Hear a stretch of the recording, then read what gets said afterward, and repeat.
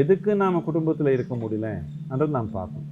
இன்னொரு மனிதன் ஏற்றுக்கிறது என்னன்னா, நான்ன்ற தன்மை கொஞ்சம் பொறிச்சா தான் இன்னொரு மனிதனை ஏற்றுக்க முடியும்.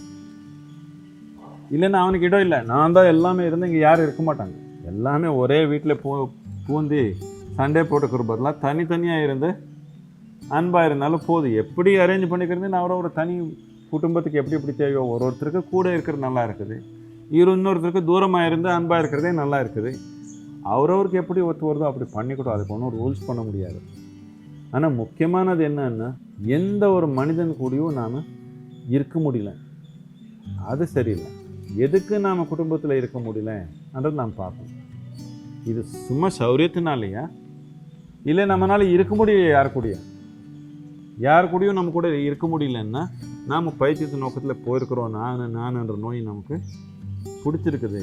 அந்த நோயை குறைச்சிக்கணும் நம்ம கட்டாயம்.